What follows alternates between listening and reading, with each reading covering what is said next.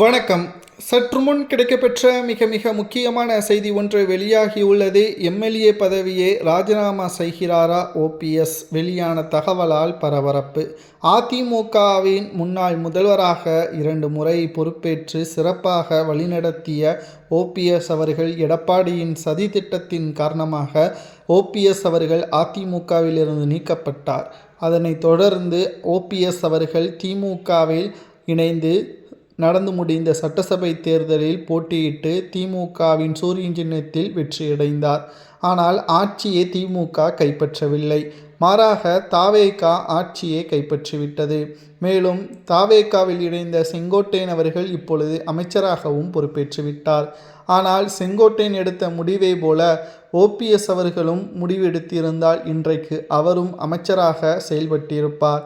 OPS அவர்கள் செய்த மிகப்பெரிய தவறாக மாறிவிட்டது என்றும் அரசியல் வட்டாரத்தில் கூறினார்கள். தற்பொழுது ஓபிஎஸ் அவர்கள் நடைபெறக்கூடிய இடைத்தேர்தல் 7 சட்டமன்ற இடைத்தேர்தலோடு தனது எம்எல்ஏ பதவியையும் ராஜினாமா செய்து தவேகவில் இணைந்து நடக்கக்கூடிய இடைத்தேர்தலில் போட்டியிடுவார் என்று அரசியல் வட்டாரங்களில் கூறுகிறார்கள். ஆனால் இது முற்றிலும் தவறானது. ஓபிஎஸ் அவர்கள் அப்படி எந்த ஒரு அறிக்கையும் வெளியிடவில்லை.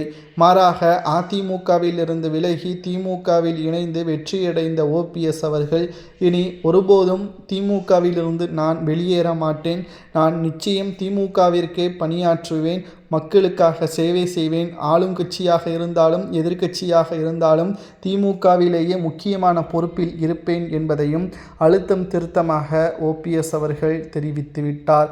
இது அதிமுகவின் அரசியல் வட்டாரத்தில் பரபரப்பை ஏற்படுத்தியுள்ளது. ஏனென்றால் நாம் எந்த கட்சியில் இருக்கிறோமோ அந்த கட்சியில் விசுவாசமாக இருக்க வேண்டும். ஆனால் எடப்பாடி பழனிசாமி அவர்களோ அதிமுகவில் இருந்து கொண்டே அதிமுகவின் நிர்வாகிகளுக்கு துரோகம் செய்து வருகிறார் என்ற குற்றச்சாட்டையும் தற்பொழுது ஓபிஎஸ் அவர்கள் கூறியுள்ளார். அதிமுகவில் பல நிர்வாகிகள் நீக்கப்பட்டு அவர்கள் சட்டமன்ற உறுப்பினராகவும் அமைச்சராகவும் சபாநாயகராகவும் இருக்கிறார்கள் என்றால் எடப்பாடி செய்த தவறுதான் என்றும் குற்றச்சாட்டுகளை முன்வைத்துள்ளார் ஓபிஎஸ் அவர்கள். இது அதிமுகவின் அரசியல் வட்டாரத்தில் பரபரப்பை ஏற்படுத்தியுள்ளது. மாறாக எம்எல்ஏ பதவியை ஓபிஎஸ் அவர்கள் ராஜினாமா செய்யவில்லை என்றும் அவர் திமுகவிலேயே பயணிக்க உள்ளார் என்ற தகவலும் அவரே நேரடியாக செய்தியாளர்களை சந்தித்து பேசியுள்ளார். அதிமுகவிலிருந்து நீக்கப்பட்ட ஓபிஎஸ் அவர்கள் திமுகவில் பயணிப்பது சிறப்பா என்பதை உண்மையான மக்களாகிய அதிமுகவின் தொண்டர்களாகிய உங்களது கருத்துக்களை கமெண்ட் வாயிலாக கூறுங்கள். அல்லது தவேகவில் இணையலாமா என்பதையும் கமெண்ட் வாயிலாக கூறுங்கள். நன்றி, வணக்கம்.